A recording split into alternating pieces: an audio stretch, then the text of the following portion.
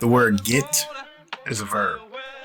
The dictionary defines it as receiving or having possession, use, or enjoyment of, coming to a specified place, arriving, reaching, and lastly, to succeed, to become enabled, or to be permitted. So with all that said, did you get it? Good. Welcome to Get the Podcast. You better get it while the getting's good. It won't be long until I'm gone in all likelihood.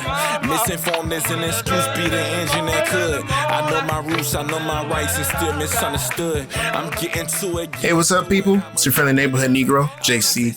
And Get the Pod is a micro pod where I give my 2 cents, a couple quarters, and a few dollars on some hot button issues in not only the Black community, but the overall global community. All of the episodes will be under 20 minutes with the goal of, hopefully, getting you to the point of fruitful and meaningful conversations with those in your immediate friend groups and circles.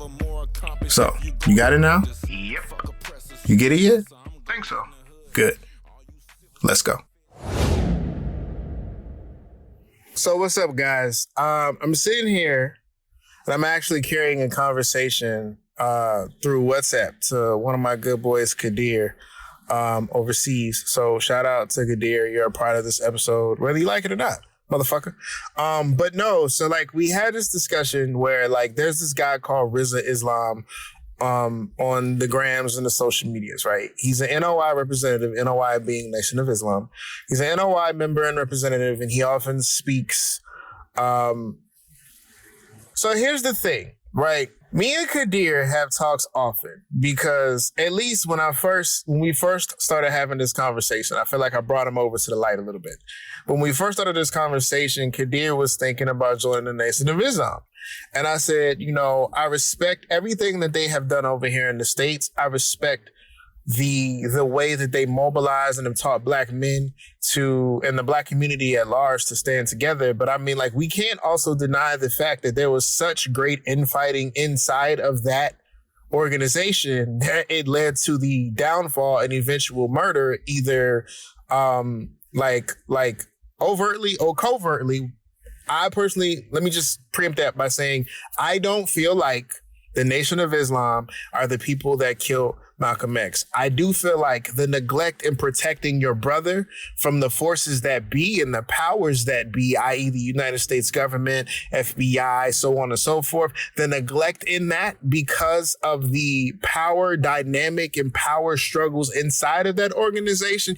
Yes, I believe that you did not directly contribute to the murder of Malcolm X, but you didn't do anything to stop that shit either. And that, again, is kind of some of the conversations that I have had with Kadir, right? Because, you know, him being a Black British brother, like, you see from the outside looking in, but I deal with this my history. Like, this is what I grew up with.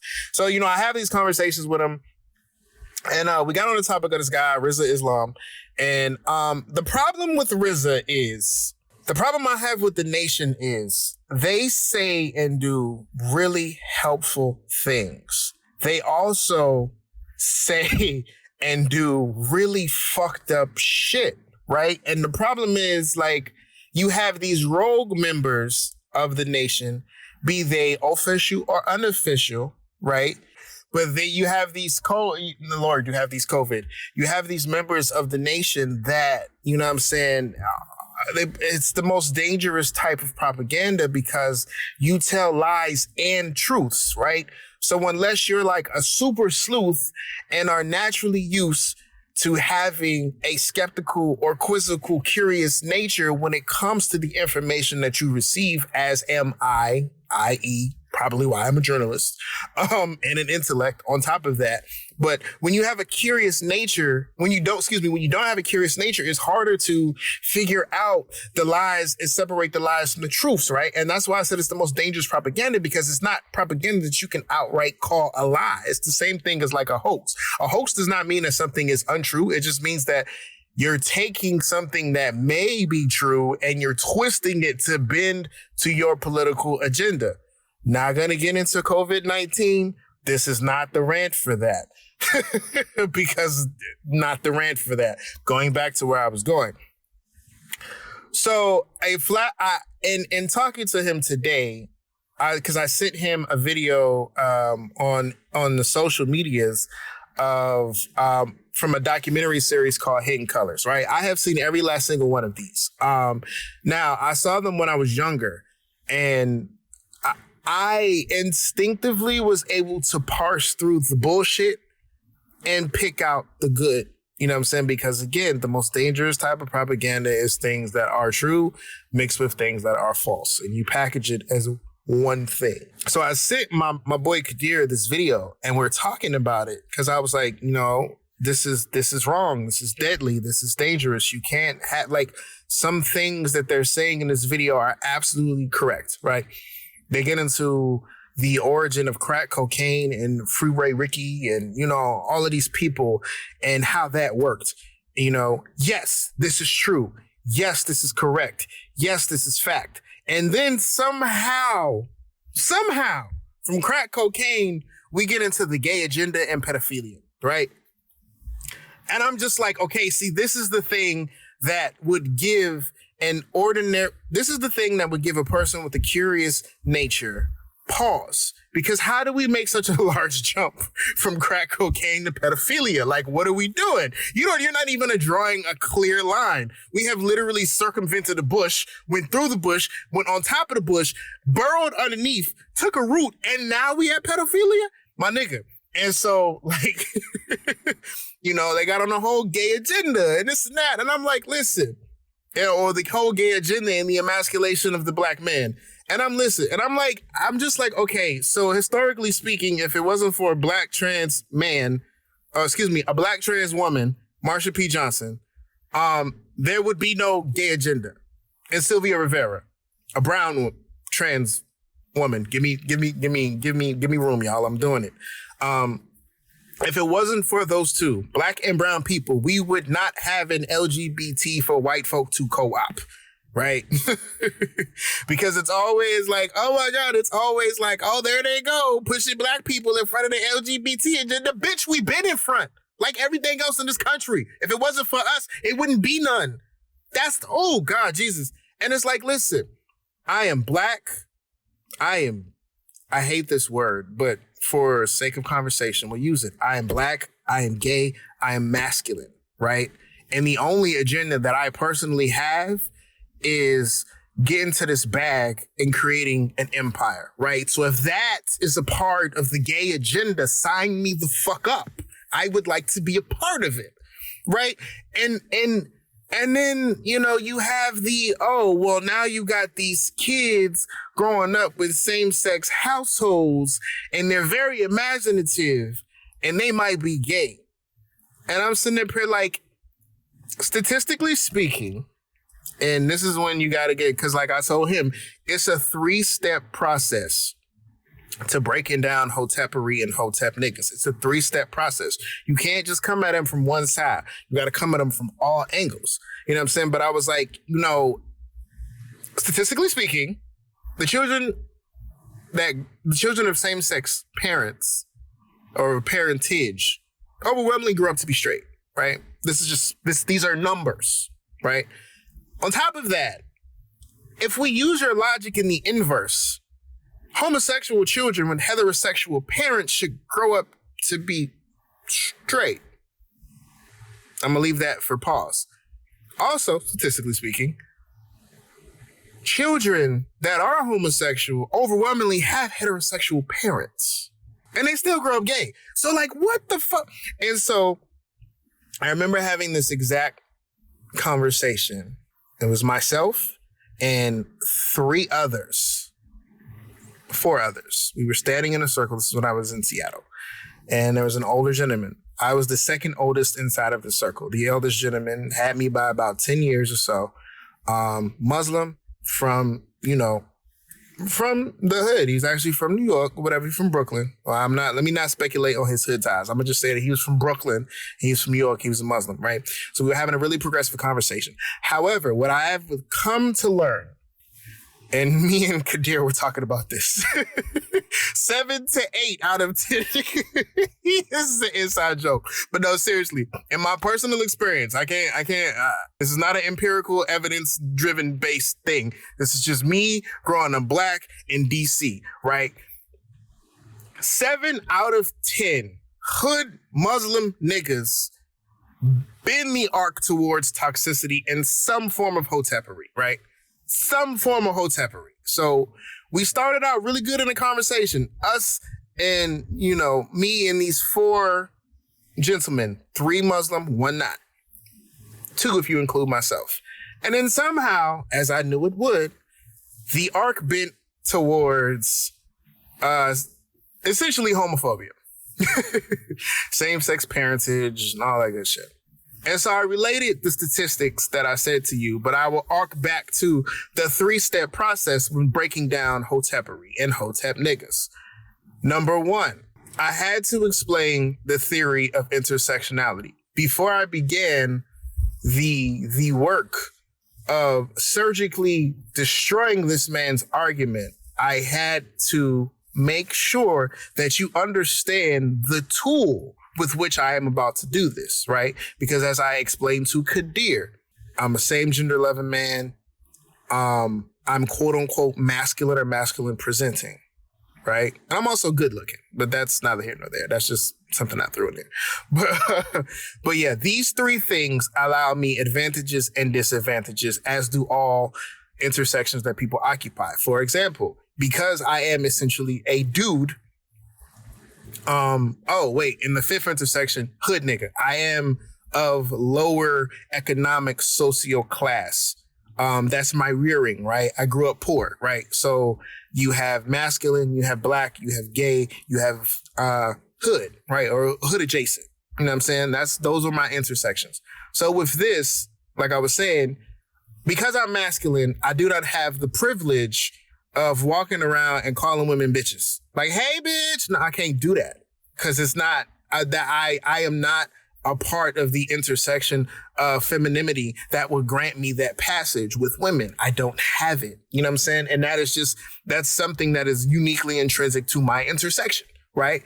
But what I do have is the ability to maneuver as a masculine or heterosexual appearing man in circles that would shun the opposite, right? Because I'm masculine, I have the ability to move in circles that would shun the feminine in all aspects.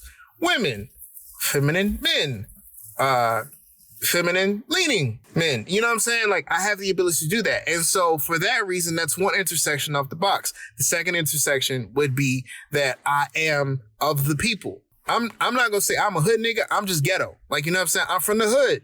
I'm from Trinidad, Northeast. I'm from Anacostia, Southeast DC in the 90s. Okay. So that's what I'm saying. Like, I wasn't out here in the streets, pistol whipping niggas, but that was my environment. So you take on attributes of your environment, right? There are just certain things that I understand from living in the hood that other people that don't live in the hood, i.e. maybe rural black people, that while you may be poor, you don't understand your environment is not that of mine, right? Just like I don't necessarily understand some country shit. So you got to break down the first tool is you have to break down the theory of intersectionality. The second tool is statistics, right? You got to be able to statistically pull numbers to shred the opinion that is most of the time bullshit of toxicity that will pervade in the advancement of hotepery. Give me that. I did that. You got to do statistics. That's 2. The third step process is you got to be relatable to the hotep nigga. Because I am both masculine and quote unquote urban, I can relate to you. And then in this setting, where we're in a city like Seattle, we're both from the East Coast and we're both from areas that are predominantly black. That adds another layer of intersection and commonality that we both share. Myself and the eldest Muslim nigga, Hotep nigga. I can't call him a Hotep because he was doing good. He just, he's misunderstood. We all live and we grow. But the eldest Muslim fellow, you know what I'm saying? We share that as well, right? So when I say all of these 3 things and then end on, by the way, you're talking to a nigga that likes niggas, this conversation has been really respectful, and I would like to keep it that way. Please be respectful. I am asserting, essentially, if you keep talking this live shit, fam, we gonna have issues, right? Because he started using the sissy shit, and I could tell that the F-bomb was coming, and these faggot ass niggas, and I could see where this was going. I've been here before, right? And what you not gonna do, anybody, my mama don't disrespect me. So you, unknown hood Muslim nigga with Hotep tendencies, are not going to disrespect me without catching these hands. Do you understand what I'm saying? But that is, again, a commonality that me and him both share on multiple levels. Hood, black, masculine, right? I am asserting my dominance in the space, right? If you continue to disrespect me and you try to challenge my dominance, I will do what niggas do when dominance is challenged. Bet. Cool. No more problems. Conversation completely respectful. And we actually were able to delve more into more topics. And you know what I'm saying? He actually pushed back on me on certain things. And he made me, think about certain things. I learned something from that conversation. And I'm sure him, not only him, but the other 3 people in that circle. The other one was my homeboy. He already knew what I was finna do because that nigga know me. He already knew once he started going down the rabbit hole, it was gonna be some shit. He ain't learned nothing. He just learned that, this nigga really, he about that life. That's all he learned. It was just a reaffirmation of shit that he already knew. But the other 4 people in the circle learned something, right? You can't judge a book by its cover, right? Not all things are alike, right? There's a such thing as a fact and there's a such thing as an opinion.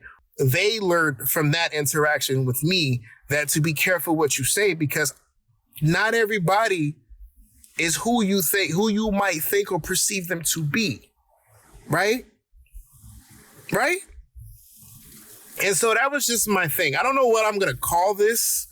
I feel like I should call it Adventures in Hotepery. Or, nope, the 3-step process to breaking down Hotep niggas. Bam! That's what this episode is going to be called. Yo, Kadir, you my hero, fam. Oh, my God. We out. Get the Podcast is a production from the OVT Network with original artwork by Kenzo Sturdivant and original music by Sincerely Blip. The podcast is hosted and edited by me, your friendly neighborhood Negro, JC. If you found value in anything I've said here today, please subscribe, like, share, and comment on YouTube or Instagram at the OVT Network. You can also connect with me, JC, on IG at JC from the OVT. Got to keep it simple, right? Don't forget to rate us 5 stars and subscribe on Apple Podcasts, Stitcher, Spotify, or wherever your podcasts are casted. And lastly, did you know that if you share this podcast with just one person, we would double in size the community? So, with that being said, get to sharing, goddammit. Thanks so much, guys. Appreciate you listening. Peace.